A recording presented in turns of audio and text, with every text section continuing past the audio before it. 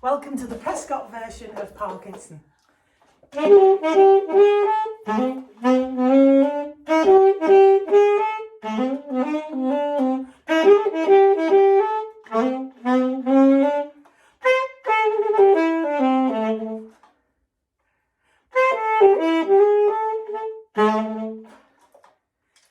thought it was about time we did a little bit of an interview with Mrs. Burns, the dancing teacher, who's taught many of you in the Prescot area, and perhaps it'd be nice to share some memories and enjoy some happy times together again.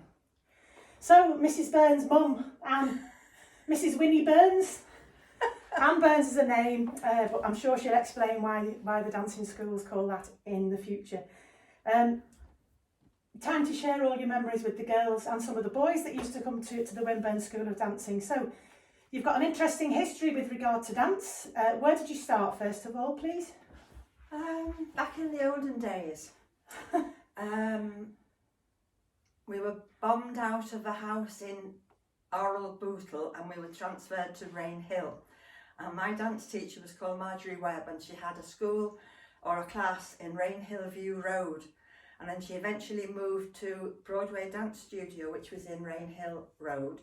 And it used to be the Oddfellows Hall, and that's going back a bit. What sort of time would that be? The 19... When I was about 4, so 79 years ago. So 40-ish? Yeah. Yeah, early 40s, wow. How about any professional dancing in your youth?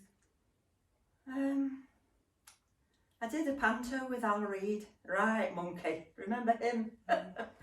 I only did the one because I was interviewed or had an audition for another one, and I could get the job, but they wanted me to dye my hair blonde, and I thought, no, I'll just teach.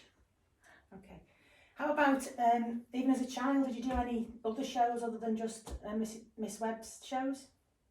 I remember one of Miss Webb's shows when I was quite small. We did it for the Heart Hospital in I think it was Rainhill. And we had to get dressed in the ward so we wouldn't frighten the children when we came on in costume. Oh. So that was nice. And they helped fasten us up. We didn't have zips in those days, but they all helped press studs and hooks and eyes and things, and joined in with clapping while we danced. But a bit later on than that, 4 of us from Miss Webb's passed an audition for the children's ballet at the Tower Ballroom in New Brighton. And that was an episode. It was the whole of the summer holidays.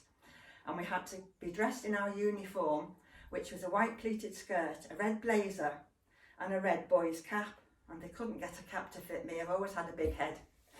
And on the cap and on the blazer pocket, we had a badge, BSD, which was Broadway Dance Studio. Or BDS. Oh, sorry, BDS. Yeah. Oh, yeah. BDS, Broadway Dance Studio, and then people on the boat or on the bus on the way to New Brighton used to say Bomb Disposal Squad, because it was just after the war, of course. And then we danced there for 6 weeks. We got to the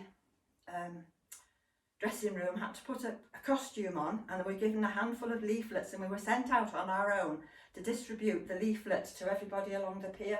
Wouldn't be done in these days. No. So how old were you then? About junior school, I can't remember. under 10? Yeah, probably. Wow. Yeah. Very good. So when did you start teaching dance? You taught quite young, didn't you? I used to help Miss Webb, but I think I had my own class when I was about 16. And where was that? In the Broadway Dance Studio. But then I opened up in Haltesneed, did a little class in Haltesneed. And then eventually, once I got married, I used to teach in the music room over there. Yeah, so working from home, a bit Working like from a lot home. of people are doing now. Yeah. And then of course we went to the parish rooms in Prescot next. Yes. What do you remember about the parish rooms? Parish rooms was lovely. We had the little hall at the back, but it was lovely. The big ballroom at the front was great, and lots of children loved it. Very good. Just And then a good memory. St John's Ambulance Hall. Just in Yeah, front when they of- took the yeah. parish rooms down, we went to St John's. But at the same time, I was teaching in Eccleston and in Rainford, which that was good. I enjoyed teaching those too. That was my Saturday jobs. Yeah, very good. So how long have you danced for then? 58 years. Well, that can't be right because you've been dancing this week, today in fact, dancing. So 58 years, and then 21 years retired, and then I came out of retirement today, and we did. We're a couple of swells. We're a couple of swells, the tramps dance. Put my tap shoes on, couldn't keep my balance, but there you go. A while then. So you've always had a lot of students at your three halls, Rainford, you mentioned Eccleston and Prescot. The biggest school was always Prescot, wasn't it? Because you had 2 or 3 nights of classes at Prescot. Yes. Why do you think you had so many pupils at the Prescot classes? I don't know, they all enjoyed it, brought their friends along. Cheap classes, they didn't charge much at all. As long as I covered enough for the rents and the helpers, that was it, and everybody enjoyed it.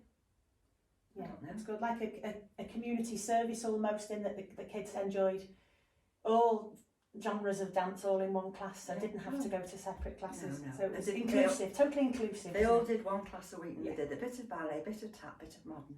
Brilliant. Yeah. But I remember the shield that you used to bring home from the Allied Dancing Association. Every year they had their annual general meeting and you come back with the big shield, and I remember not really knowing what it was for, but being glad that you won it again, and Dad used to engrave Winburn School of Dancing onto it. What was that for? Possibly we put the most entries in, but we never had any failures. Yeah. Which was nice. Yeah, good. You couldn't run a dancing school in those days without a pianist. No. Days before backing tracks and music, but you were lucky to find the brilliant Mrs. Frodsham. How did you meet Mrs. Frodsham, and tell me a little bit about her, please? How did I meet her? Oh, I met her when I came off doing the panto at the Empire. I was asked to do the same panto at Beecham's, you know, the round building on the corner. And she was the pianist there, and she said, if you ever want a pianist, I'll come. And so I said, oh yes please, and she actually came to the Holtney class. Right. And she played until she was well in her 80s, and then she went to live with her daughter when she was in her 90s in Germany. And that's where she died. My lasting memory of Mrs. Frodsham was when she was in her mid-80s, saying that she couldn't stay long because she had to go and play the piano for the little biddies, for the old biddies. Oh, yes, the old biddies. And most of the old biddies at the tea dance were about 20 years younger than she was, but she was a great character. But the Winburn School of Dancing did the annual shows at the Theatre Royal, and if you mention it to people who used to come to dancing, they go, oh, legendary. Why do people think it was legendary, the Winburn shows at the theatre? I don't know, they just said that's all they could do in those days. It was nice. We used to have a special day for tickets, and they used to queue right round the block of the Theatre Royal, up the side streets, round the back, past the stage door. They'd queue for hours, they'd take the flasks and the camping stools, and it was just a buzz, and the children loved it. And getting away with teaching them all the dances, we used to do their exam dances, we used to slot into their theatre dances, so that it was a good practice for their exams. Right, okay, good. But I know the shows generated a lot of money for charity.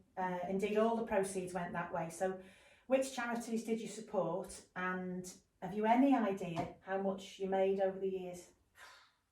Thousands and thousands of pounds.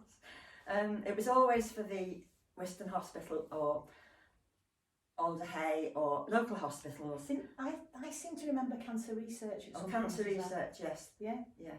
But that was early when That was very early, yes. Yeah. But there's many photographs of you with various doctors at Whiston Hospital. Yeah, that's right. Yeah, very good. And I remember Dr. Evans, he came to do a photograph receiving the cheque, and he was absolutely wringing wet. He'd just come out of the theatre and he said, I think you've paid for this MRI scanner. Oh, brilliant, very good. So although we had our annual shows at the Theatre Royal and the annual exams and medal tests, what other dance opportunities were available for girls and boys who came to the Winburn School?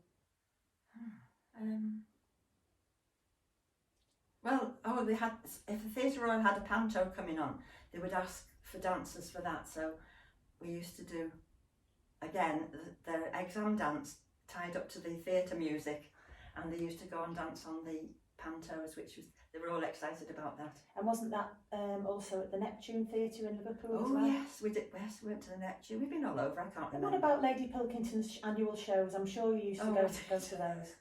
And while we're talking of that, what about floats? What about all those floats you used to prepare? Lady Pilkington's, we had the mums class, which was brilliant. We did the Morris dance and we were on the uneven grass. It was fun.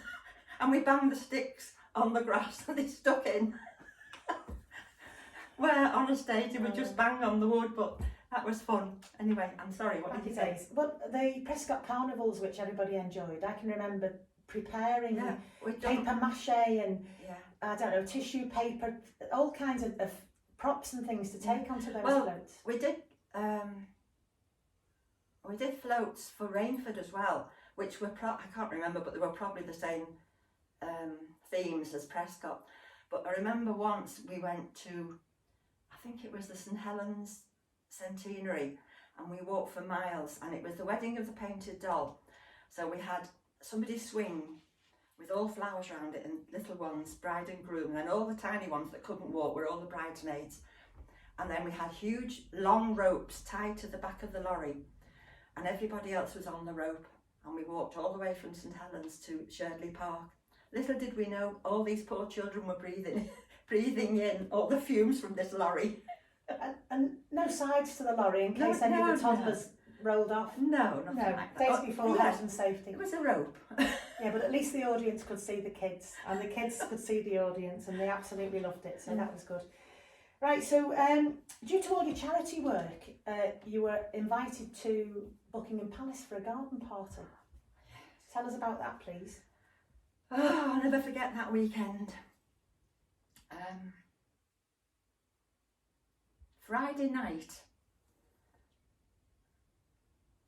Christine was here and we were doing last minute talks about preparation and tickets and what have you, and your dad came home and he said, I don't feel very well, I'll eat my tea and then I want you to take me to Wiston Hospital.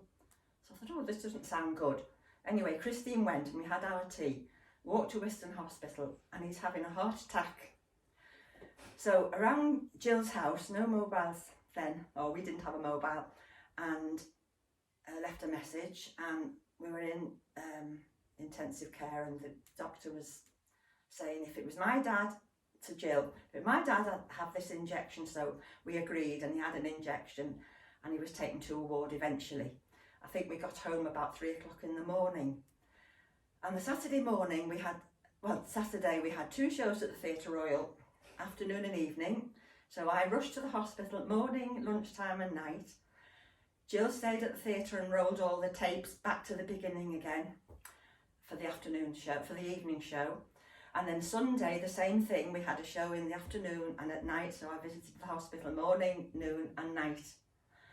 And then on the Monday, Ron and I were invited to Buckingham Palace to a garden party. So Ron's in hospital, we're worried about Dad. So you went to visit Dad and I went with Steve, your Steve, to Buckingham Palace, which we got there and back in the day. It was a lovely afternoon, but missing one person, of course. Came back, Steve dropped me off at the hospital, and then I saw Ron, and then the next day I was on duty at hospital and Jill was on duty visiting 10 Downing Street, where she was talking to the Prime Minister about sports. I can't remember. John Major, was it? It was John Major's day. It was when he spoke to all the captains of the international sports teams of Great Britain of the time, and we all sat around the cabinet desks. So it was a press thing, it was a media thing, but it was nice to see Buckingham Palace for you on the Monday and Downing Street for me. So it was a very long weekend with no sleep. Friday, Saturday, Sunday, and Monday or Tuesday nights. And thankfully Dad got well. Yeah. Looked after himself and was soon better. And then, of course, the trio played on the Theatre Royal, which probably a lot of people remember. Yeah, which was a highlight. That's right. Yeah. Happy memories from the theatre with the audience all joining in. That's Sing song and dance, which to me are the best way to entertain an audience, not just backing tracks and children miming. Oh, that reminds me, we did the baby class. She wears red feathers and a hula skirt, and this little one, she was the funny one, came off the stage and ran back on her own, and Mrs. Frodsham, the pianist, sing it again. And she had the deepest, gruffest voice. Can you sing like her? Like Andrea, go on. She wears red feathers under hula hula skirt. And And she the was two and a audience- half, 3, and the audience loved They were it. in hysterics, laughing at it. But that's why having a pianist who could respond to the Yeah. kids as opposed to a backing track which would have finished and the next kids would have been on, Yes. made it very special. Yeah, but I do remember once Mrs. Frodsham stopped playing, we did a ballet, it was sort of probably junior age, and the tape got stuck. So we sang it from the wings and all the audience joined in. Can you remember what that was? I can't. Oh. Was it Tulips from Amsterdam? It was. Tulips from Amsterdam, yeah. Tulips from Amsterdam. Mind you, the tape track stopped on one of our tap dances as well. Good Oh morning. yes, that's right. We did a very, very complicated tap routine, the teacher's class, and we had to keep singing, and we were all out of breath. It was an exhausting tap routine, and we were trying to breathe, go na na na na na na na na.